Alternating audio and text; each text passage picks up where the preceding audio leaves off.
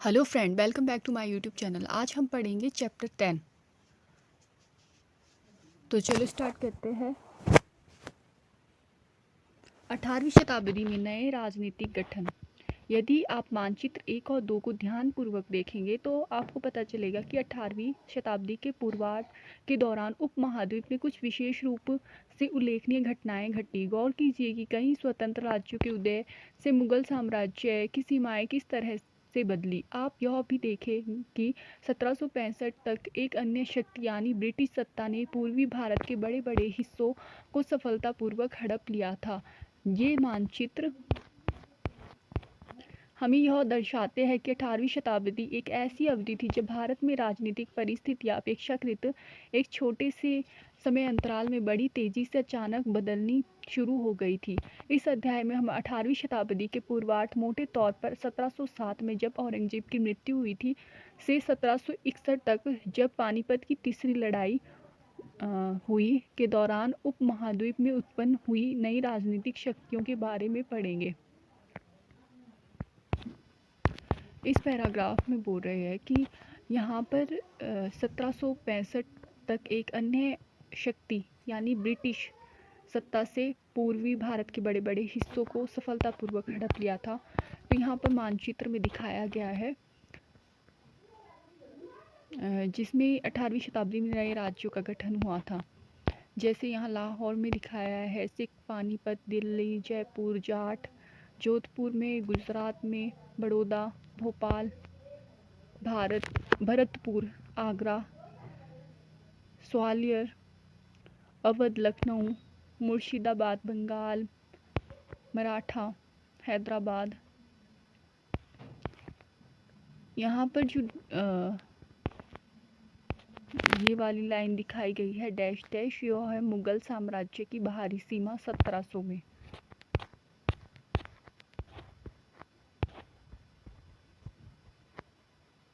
पानीपत की तीसरी लड़ाई 1761 में हुई थी।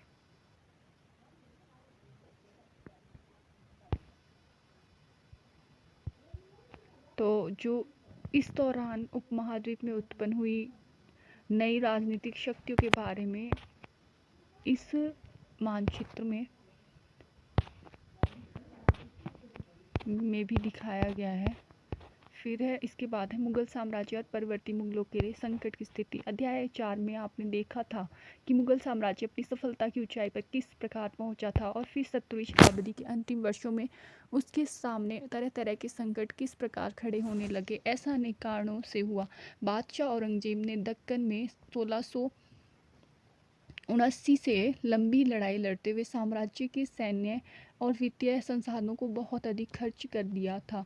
औरंगजेब के उत्तराधिकारियों के शासनकाल में साम्राज्य के प्रशासन की कार्यकुशलता समाप्त होने लगी और मनसबदारों के शक्तिशाली वर्गों को वश में करना केंद्रीय सत्ता के लिए कठिन हो गया।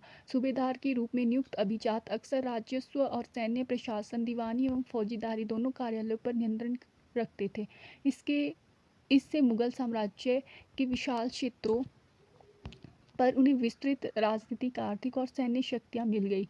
जैसे जैसे सूबेदारों ने प्रांतों पर अपना नियंत्रण सुदृढ़ किया, राजधानी में पहुंचने वाले राजस्व की मात्रा में कमी आती गई। उत्तरी तथा पश्चिमी भारत के अनेक हिस्सों में हुई जमींदारों और किसानों के विद्रोह और कृषक आंदोलनों ने इन समस्याओं को और भी गंभीर बना दिया। कभी कभी ये विद्रोह बढ़ते हुए करों के भार के विरुद्ध किए गए थे और कभी कभी ये शक्तिशाली सरदारों के साथ अपनी स्थिति को सुदृढ़ बनाने की कोशिशें थी।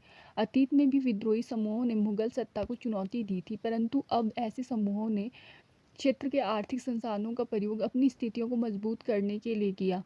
जिस तरह धीरे धीरे राजनीतिक व आर्थिक सत्ता प्रांतीय सूबेदारों, स्थानीय सरदारों और अन्य समूहों के हाथों में आ रही थी, औरंगजेब के उत्तराधिकारी इस बदलाव को रोक ना सके।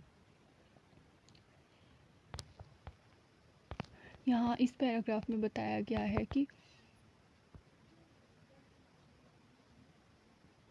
जो औरंगजेब के उत्तराधिकारी है उनके शासनकाल के साम्राज्य के पश्चात कार्यकुशलता समाप्त होने लगी, क्योंकि जो केंद्रीय सत्ता है वो मनसबदारों के हाथों में आ गई, जिसकी वजह से राजनीतिक, आर्थिक रूप से सैन्य शक्ति जो है उन्हें मिली, और फिर जो ज़मींदार और किसान के उनके विद्रोह और जो कृषक आंदोलन है उनकी समस्या और गंभीर हो गई।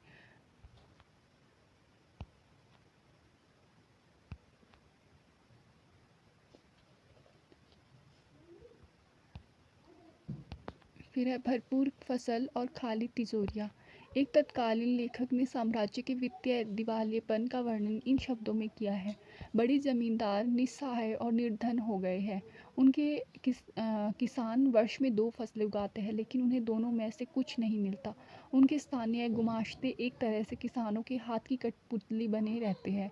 जैसे कि स्वयं किसान अपने ऋणदाता के वश में रहता है जब तक कि वह साहूकार का कर्जा नहीं चुका देता है। इस तरह संपूर्ण व्यवस्था एवं प्रशासन इतना चकनाचूर हो चुका है कि यद्यपि किसान अपनी फसल के जरिए मानो सोना बटोरता है, लेकिन उसके मालिक जमींदार को एक तिनके का टुकड़ा भी नहीं मिलता है। ऐसी हालत में जमींदार सशस्त्र सेना कैसे रख सकते हैं जिनकी उससे आशा की जाती है? वे अपने सैनिकों को जो लड़ाई के समय उसके आगे आगे चलते हैं और घुड़सवारों को जो उनके ठीक पीछे चलते हैं, पैसा कहाँ से देंगे? इस आर्थिक व राजनीतिक संकट के बीच ईरान के शासक नादिर शाह ने 1739 में दिल्ली पर आक्रमण किया और संपूर्ण नगर को लूट कर वह बड़ी भारी मात्रा में धन दौलत ले गया। नादिर शाह के आक्रमण के बाद अफगान शासक अहमद शाह अब्दाली के आक्रमणों का तांता लगा रहा। उसने जो 1748 से 1761 के बीच 5 बार उत्तरी भारत पर आक्रमण किया और लूटपाट मचाई। नादिर शाह का दिल्ली पर आक्रमण। नादिर शाह के आक्रमण के परिणाम स्वरूप दिल्ली में जो विध्वंस हुआ उसका वर्णन समकालीन प्रेक्षकों ने किया था। उनमें से एक ने मुगल कोष से जिस तरह धन लूटा गया था उसका वर्णन इस तरह से किया: 60 लाख रुपए और कई हजार सोने के सिक्के, लगभग 1 करोड़ रुपए के सोने के बर्तन, लगभग 50 करोड़ रुपए के गहने जवाहरात और अन्य चीज़ें ले गए, जिनमें से कुछ तो इतनी बेशकीमती थी कि दुनिया में उनका मुकाबला कोई नहीं कर सकता, जैसे तख्ते ताऊस यानी मयूर सिंहासन। एक अन्य वृत्तांत में दिल्ली पर आक्रमण के प्रभाव का वर्णन मिलता है: जो कभी मालिक थे अब बड़ी दर्दनाक हालत में आ गए। जिन्हें कभी भरपूर आदर इज्जत दी जाती थी, उन्हें अब प्यास बुझाने के लिए पानी भी नहीं मिलता। अलग थलग पड़े लोगों को उनके कोनों से खींचकर बाहर निकाल दिया गया। दौलतमंदों को भिखारी बना दिया गया। जो शौकीन लोग कभी तरह तरह के सुंदर कपड़े पहन कर पोशाकों का नया नया फैशन चलाते थे, अब नंगे घूमने लगे। और जिनके पास जमीन जायदाद की कोई कमी नहीं थी, वे अब बेघर हो गए। नया शहर शाहजहानाबाद अब मलबे का ढेर बन गया। नादिर शाह ने तब शहर के पुराने मोहल्लों पर हमला बोला और वहाँ की सारी दुनिया को तबाह कर डाला। साम्राज्य पर सब ओर से दबाव तो पड़ ही रहा था। अभिजातों के विभिन्न समूहों की पारस्परिक प्रतिद्वंद्विता ने उसे और भी कमज़ोर बना डाला। ये अभिजात 2 बड़े गुटों में बटे हुए थे: ईरानी और तुरानी, तुर्क के मूल के। काफ़ी समय तक परवर्ती मुग़ल बादशाह इनमें से एक या दूसरे समूह के हाथों की कठपुतली बने रहे। बेहद अपमानजनक स्थिति तब पैदा हो गई जब 2 मुग़ल बादशाह फ़र्रुखुरशियर 1713 से 1719 और आलमगीर द्वितीय 1754 से 1759 की हत्या हो गई, और 2 अन्य बादशाहों अहमद शाह 1748 से 1754 और शाह आलम द्वितीय को उनके अभिजातों ने अंधा कर दिया। यहाँ पर जो इम्पोर्टेंट है वो है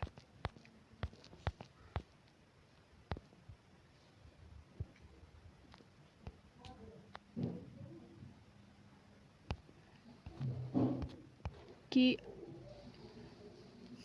आर्थिक और राजनीतिक संकट के बीच ईरान के शासक नादिर शाह ने 1739 पर दिल्ली पर आक्रमण किया था और उसने भारी मात्रा में धन लूटा था। फिर उसके बाद 1748 से 1761 के बीच 5 बार उत्तरी भारत पर आक्रमण अफगान के अहमद शाह अब्दाली ने किया था।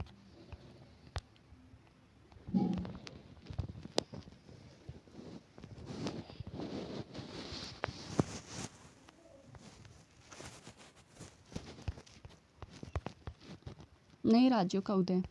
मुगल सम्राटों की सत्ता के पतन के साथ साथ बड़े प्रांतों के चारों और बड़े जमींदारों ने उपमहाद्वीप के विभिन्न भागों में अपनी शक्ति और प्रबल बना दी। 18वीं शताब्दी के दौरान मुगल साम्राज्य धीरे धीरे कई स्वतंत्र क्षेत्रीय राज्यों में बिखर गया। मोटे तौर पर 18वीं शताब्दी के राज्य को 3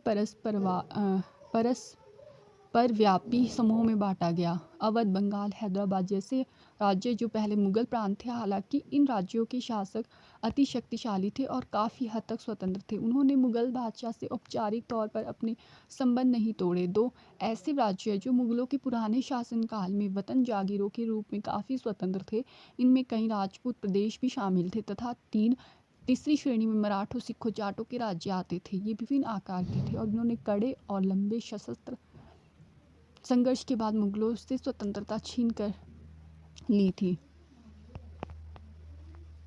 यहाँ पर एक अभिजात दरबार में स्वागत करते हुए फर्रुख खसियर को दिखाया गया है।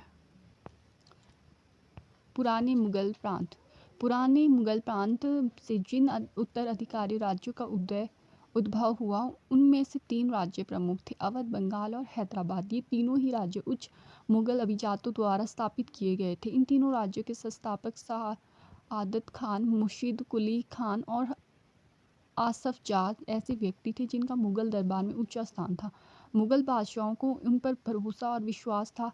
आसफ जाह और मुर्शीद कुली खान दोनों को 7-7 हज़ार जात का दर्जा मिला हुआ था, जबकि सआदत खान की जात का दर्जा 6,000 का था।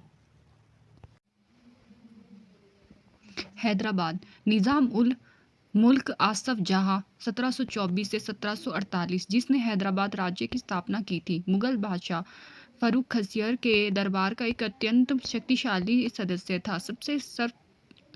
उसे सर्वप्रथम अवध की सूबेदारी सौंपी गई थी और बाद में उसे दक्कन का कार्यभार दे दिया गया था। 1720 से 22 के मध्य ही दक्कन प्रांतों का सूबेदार होने की वजह से आसफ जहाँ के पास पहले से ही राजनीतिक और वित्तीय प्रशासन का पूरा नियंत्रण था। दक्कन में होने वाले उपद्रवों और मुगल दरबार में चल रही प्रतिस्पर्धा का फायदा उठाकर उसने सत्ता हथियाई और तथा उस क्षेत्र का वास्तविक शासक बन गया। आसफ जाह अपने लिए कुशल सैनिकों तथा प्रशासकों को उत्तरी भारत से लाया था और वे दक्षिण में नए अवसर पाकर प्रसन्न थे। उसने मनसबदार नियुक्त किए और उन्हें जागीरें प्रदान की। हालांकि वह अभी भी मुगल सम्राट का सेवक था, फिर भी वह काफ़ी आज़ादी से शासन चलाता था। ना तो वह दिल्ली से कोई निर्देश लेता था और ना ही दिल्ली उसके कामकाज में कोई हस्तक्षेप करती थी। मुगल बादशाह तो केवल निज़ाम उल मुल्क आसफ जहाँ द्वारा पहले से ही किए गए निर्णयों की पुष्टि कर दिया करते थे। हैदराबाद राज्य पश्चिम की और मराठों के विरुद्ध और पठारी क्षेत्र के स्वतंत्र तेलुगु सेना नायकों के साथ युद्ध करने में सदा संलग्न रहता था। पूर्व दिशा में निज़ाम उल मुल्क आसफ जहाँ कोरोमंडल तट पर स्थित वस्त्रोत्पाद धन संपन्न क्षेत्र पर अपना नियंत्रण प्राप्त करने की महत्वाकांक्षा रखता था, पर उनकी इस महत्वाकांक्षा पर उस क्षेत्र में ब्रिटिश शक्ति की उपस्थिति के कारण रोक लग गई। निज़ाम की फौज। हैदराबाद के निज़ाम के निजी सैनिकों का वर्णन 1790। निज़ाम के पास 400 हाथियों की सवारी है। उसके आसपास कई हजार घुड़सवार रहते थे। इन अत्यंत कुशल और अति सुंदर सजे हुए सवारों का सांकेतिक वेतन 100 रुपये से ज़्यादा है। अवध। बुरहान उल मुल्क सआदत खान को 1722 में अवध का सूबेदार नियुक्त किया गया था। मुगल साम्राज्य का विघटन होने पर जो राज्य बने, उनमें यह राज्य सर्वाधिक महत्वपूर्ण राज्यों में से एक था। अवध एक समृद्धशाली प्रदेश था जो गंगा नदी के उपजाऊ मैदान में फैला हुआ था और उत्तरी भारत तथा बंगाल के बीच व्यापार का मुख्य मार्ग उसी में से होकर गुजरता था। बुरहान उल मुल्क ने भी अवध की सूबेदारी, दीवानी और फौजेदारी एक साथ अपने हाथ में ले ली और सूबे के राजनीतिक, वित्तीय और सैनिक मामलों का एकमात्र कर्ता धर्ता बन गया। बुरहान उल मुल्क ने अवध क्षेत्र में मुगल प्रभाव को कम करने की कोशिश के चलते मुगलों द्वारा नियुक्त अधिकारियों, जागीरदारों की संख्या में कटौती कर दी। उसने जागीरदारों के आकार में भी कटौती की और रिक्त स्थानों पर अपने निष्ठावान सेवकों को नियुक्त किया। धोखाधड़ी को रोकने के लिए जागीर अधिकारियों के खातों व लेखों की जांच की गई और नवाब के दरबार द्वारा नियुक्त अधिकारियों द्वारा सभी जिलों के राजस्व का फिर से निर्धारण किया गया। उसने अनेक राजपूत जमींदारों और रुहेलखंड के अफगानों की उपजाऊ भूमियों को अपने राज्य में मिला लिया। राज्य ऋण प्राप्त करने के लिए स्थानीय सेठ, साहूकारों और महाजनों पर निर्भर रहता था। राज्य राजस्व का ठेका सबसे ऊंची बोली लगाने वाले इजादार इजारेदार को देता था। इजारेदार राज्य को एक निश्चित रकम के भुगतान का वचन देते थे। स्थानीय साहूकार राज्य को ठेके की इस रकम के भुगतान की गारंटी देते थे। दूसरी ओर इजारेदार को कर का मूल्यांकन करने और उसे एकत्र करने की खासी छूट दे दी गई थी। इन परिवर्तनों के फलस्वरूप साहूकारों और महाजनों जैसे कई नए सामाजिक समूह राज्य की राजस्व प्रणाली के प्रबंधन को प्रभावित करने लगे। पहले ऐसा कभी नहीं हुआ था। बंगाल मुर्शिद कुली खान के नेतृत्व में बंगाल धीरे धीरे मुगल नियंत्रण से अलग हो गया। मुर्शिद कुली खान बंगाल के नायब थे, यानी कि प्रांत के सूबेदार के प्रतिनियुक्ति थे। यद्यपि मुर्शिद कुली खान औपचारिक रूप से सूबेदार कभी नहीं बना, उसने बहुत जल्द सूबेदार के पद से जुड़ी हुई सत्ता अपने हाथ में ले ली और हैदराबाद और अवध के शासकों की तरह उसने भी राज्य के राजस्व प्रशासन पर अपना नियंत्रण जमाया। बंगाल में मुगल प्रभाव को कम करने के लिए उसने बंगाल के राजस्व का बड़े पैमाने पर पुनः निर्धारण करने का आदेश दिया। सभी जमींदारों से बड़ी कठोरता से राजस्व नकद वसूल किया जाता था। परिणाम स्वरूप बहुत से जमींदारों को महाजनों तथा साहूकारों से उधार लेना पड़ता था। जो लोग राजस्व का भुगतान नहीं कर पाते थे, उन्हें मजबूरन अपनी जमीनें बड़े जमींदारों को बेचनी पड़ती थी। इस प्रकार 18वीं शताब्दी में बंगाल के एक क्षेत्रीय राज्य बन जाने से जमींदारों में काफ़ी बदलाव आया। राज्य और साहूकारों के बीच हैदराबाद तथा अवध में जो घनिष्ठ संबंध था, वो अली वर्दी खान के शासन काल में बंगाल में भी स्पष्ट दिखाई दिया।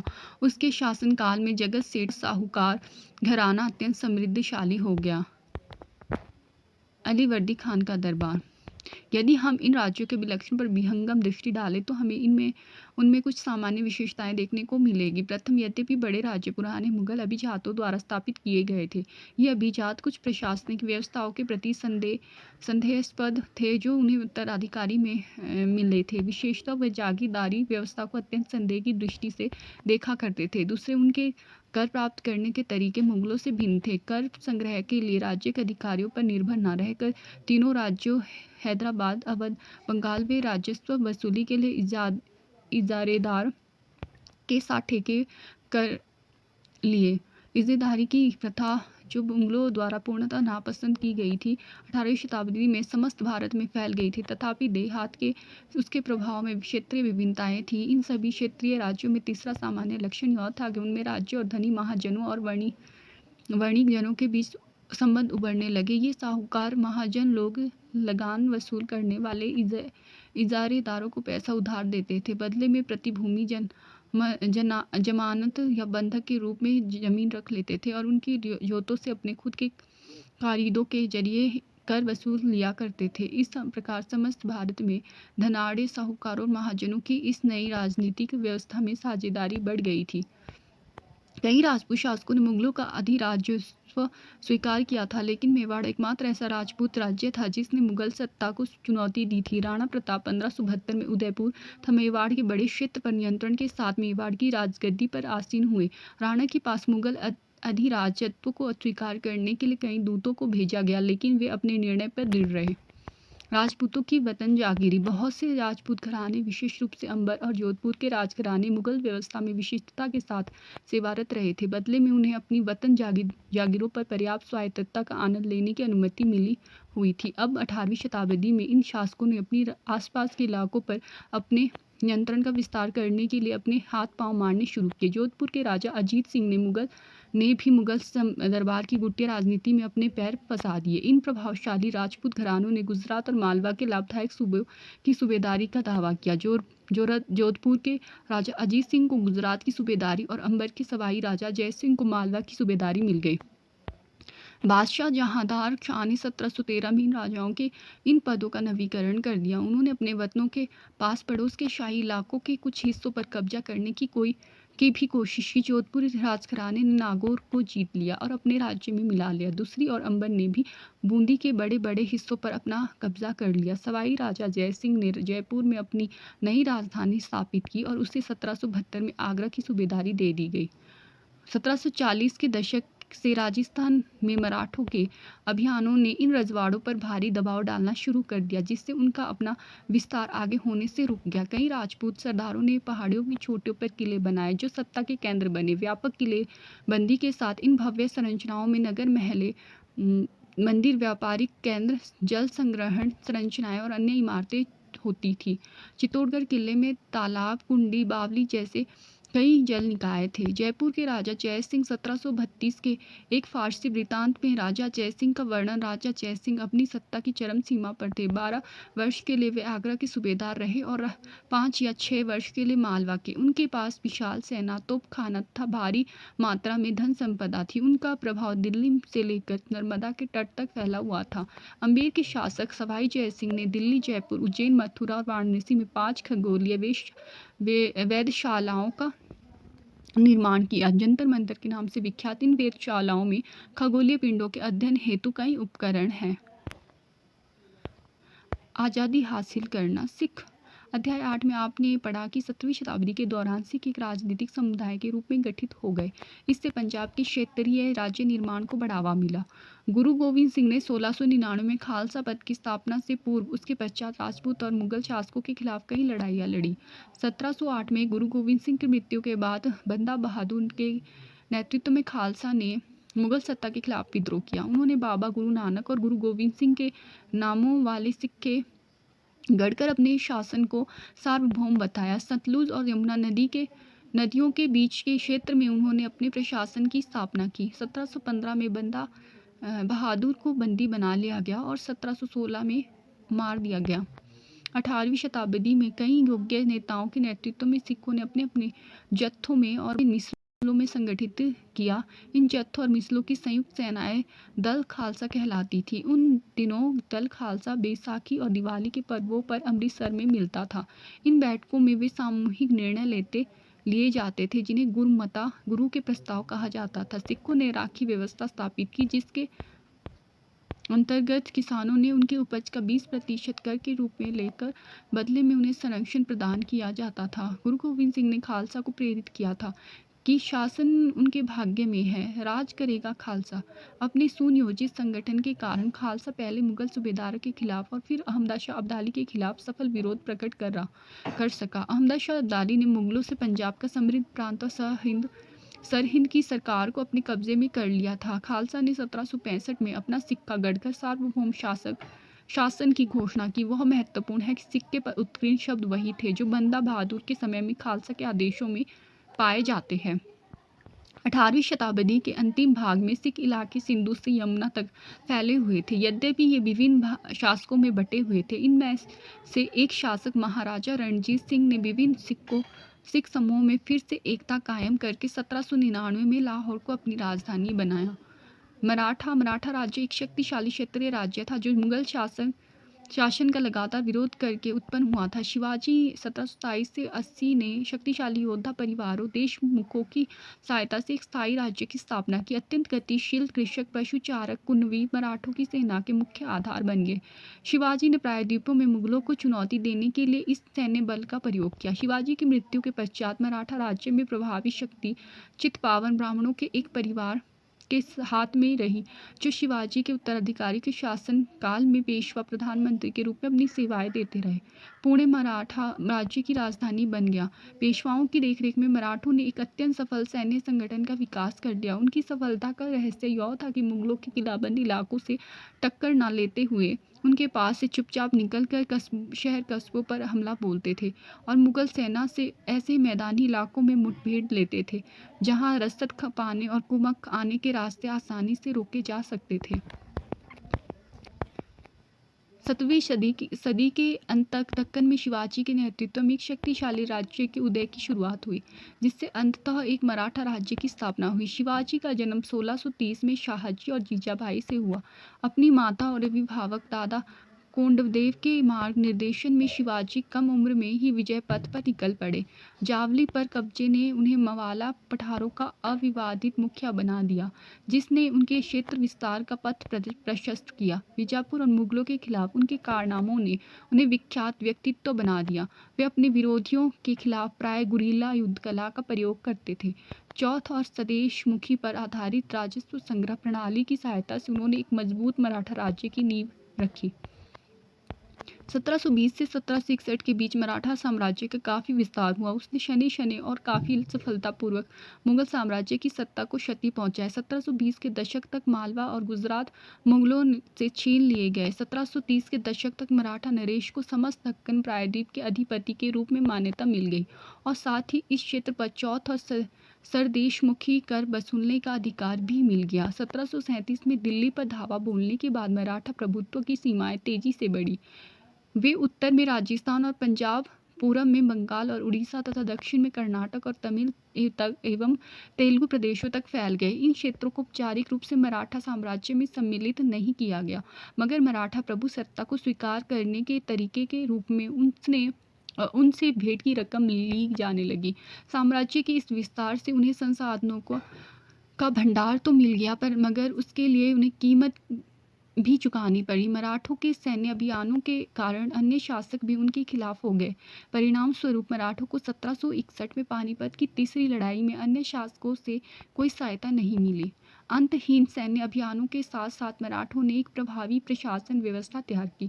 जब किसी इलाके पर एक बार विजय अभियान पूरा हो जाता था और मराठों का शासन सुरक्षित हो जाता था, तो वहाँ स्थानीय परिस्थितियों को ध्यान में रखते हुए धीरे धीरे भू राजस्व की मांग की गई। कृषि को प्रोत्साहित किया गया, व्यवहार को पुनः जीवित किया गया। उससे सिंधिया, गायकवाड़ और भोसले जैसे मराठ सरदारों को शक्तिशाली सेनाएं खड़ी करने के लिए संसाधन मिल सके। 1720 के दशक में मालवा में मराठा अभियानों ने उस क्षेत्र में स्थित शहरों के विकास और समृद्धि को कोई हानि नहीं पहुंचाई। उज्जैन सिंधिया के संरक्षण में इंदौर होलकर के आश्रम में फलता फूलता रहा। ये शहर हर तरह से बड़े और समृद्धिशाली थे और वे महत्वपूर्ण वाणिज्यिक और सांस्कृतिक केंद्रों के रूप में कार्य कर रहे थे। मराठों द्वारा नियंत्रित इलाकों में व्यापार के नए मार्ग खुले। चंदेरी के क्षेत्र में उत्पादित रेशमी वस्त्रों को मराठों की राजधानी पुणे में नया बाजार मिला। बुरहानपुर पहले आगरा और सूरत के बीच की दूरी पर ही अपने व्यापार में संलग्न था, लेकिन अब उसने अपने वाणिज्य के भीतरी क्षेत्र को बढ़ाकर दक्षिण में पुणे और नागपुर को तथा पूर्व में लखनऊ तथा इलाहाबाद को शामिल कर लिया था। जमींदारों द्वारा वसूले जाने वाले भू राजस्व का 25% दक्कन में इनको मराठा वसूलते थे। सरदेशमुखी दक्कन में मुख्य राजस्व संग्रहकर्ता को दिए जाने वाले भू राजस्व का 9 से 10% हिस्सा। बाजीराव प्रथम, जो बाजीराव बल्लाल के नाम से भी जाने जाते थे, पेशवा बालाजी विश्वनाथ के पुत्र थे। वह एक महान मराठा सेनापति थे। उन्हें विंध्य के पार मराठा राज्य के विस्तार का श्रेय प्राप्त है तथा वे मालवा, बुंदेलखंड और गुजरात और पुर्तगालियों के खिलाफ सैन्य अभियानों के लिए भी जाने जाते हैं। जाट अन्य राज्यों की तरह जाटों ने भी 17वीं और 18वीं शताब्दियों में अपनी सत्ता सुदृढ़ की। अपने नेता चूड़ामन के नेतृत्व में उन्होंने दिल्ली के पश्चिम में स्थित क्षेत्रों पर अपना नियंत्रण कर लिया।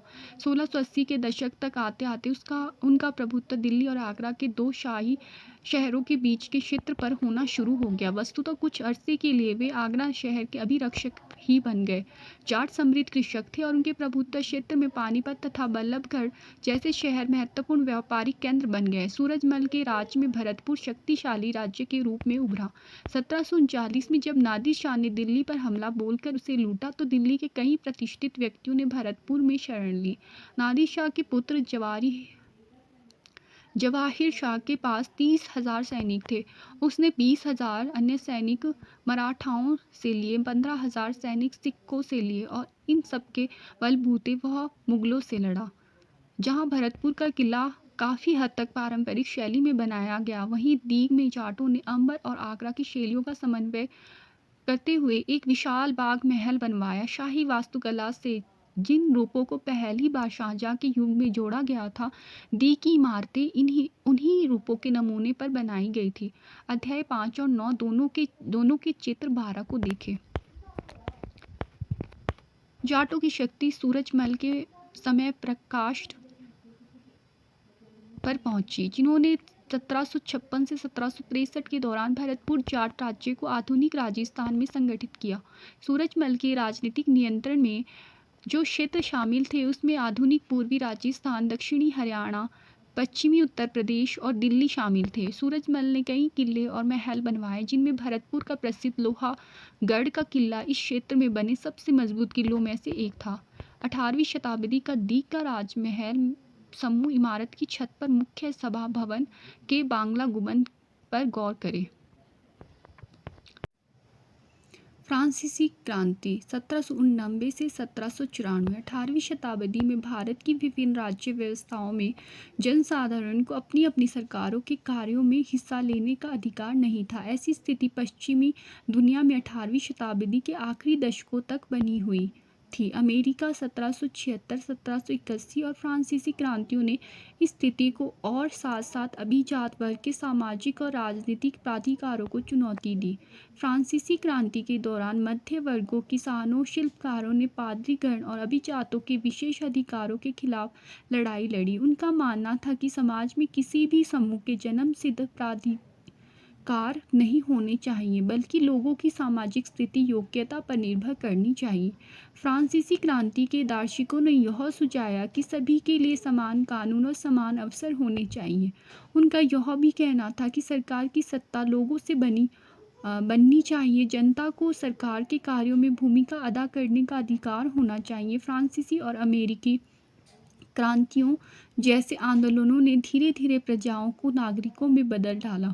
नागरिकता, राष्ट्रीय राज्य एवं लोकतांत्रिक अधिकारों के विचारों ने भारत में 19वीं शताब्दी के अंतिम दशकों से जड़ पकड़ी। कल्पना करें, आप 18वीं शताब्दी के एक राज्य के शासक हैं। अब यह बताइए कि आप अपने प्रांत में अपनी स्थिति को मजबूत करने के लिए क्या क्या कदम उठाना चाहोगे, और ऐसा करते समय आपके सामने क्या क्या विरोध अथवा समस्याएं खड़ी की जा सकती है। जो चैप्टर 10 18वीं शताब्दी में नए राजनीतिक गठन, इसमें बताया गया है कि जो 18वीं शताब्दी के पूर्वार्ध के दौरान है, उपमहाद्वीप में कुछ विशेष रूप से उल्लेखनीय घटनाएं घटी थी। एक अन्य शक्ति यानी ब्रिटिश सत्ता ने पूर्वी भारत के बड़े बड़े हिस्सों को सफलतापूर्वक हड़प लिया था और 18वीं शताब्दी में नए राज्यों का गठन हुआ। मुगल साम्राज्य ने परवर्ती मुगलों के लिए 17वीं शताब्दी के अंतिम वर्षों में उसके सामने तरह तरह के संकट खड़े होने लगे थे। ऐसा अनेक कारणों से हुआ, क्योंकि बादशाह औरंगजेब ने दक्कन में लंबी लड़ाई लड़ते हुए साम्राज्य के सैन्य और वित्तीय संसाधनों को बहुत अधिक खर्च कर दिया था और साम्राज्य के प्रशासन की कार्यकुशलता समाप्त होने लगी। सूबेदारों के रूप में नियुक्त अभिजात अक्सर राजस्व और सैन्य प्रशासन दोनों कार्यालयों पर नियंत्रण रखते थे। धीरे धीरे सूबेदारों ने प्रांतों पर अपना नियंत्रण कायम किया और राजनीतिक व आर्थिक सत्ता प्रांतीय सूबेदारों और स्थानीय सरदारों व अन्य समूहों के हाथों में आ रही थी। औरंगजेब के उत्तराधिकारी इस बदलाव को रोक ना सके और इसी दौरान ईरान के शासन नादिर शाह और अफगान शासक अहमद शाह अब्दाली उत्तरी भारत पर आक्रमण किया। नए राज्यों का उदय कैसे हुआ? जैसे मुगल सम्राटों की सत्ता के पतन के साथ साथ बड़े प्रांतों के सूबेदार और बड़े जमींदारों ने उपमहाद्वीप के विभिन्न भागों में अपनी शक्ति प्रबल बना ली। जैसे अवध, बंगाल, हैदराबाद, ये राज्य मुगल प्रांत थे। दूसरा राजपूत प्रदेश शामिल थे और तीसरे मराठ, सिख और जाट के राज्य थे। फिर पुराने मुगल प्रांतों जिन उत्तराधिकारियों का राज्यों का उदय हुआ उनमें से 3 राज्य थे। एक थे हैदराबाद, दूसरा अवध और बंगाल। जो हैदराबाद है उसकी स्थापना की थी निज़ाम उल मुल्क आसफ जहाँ ने 1724 से 1748 में। ये एक शक्तिशाली सदस्य था।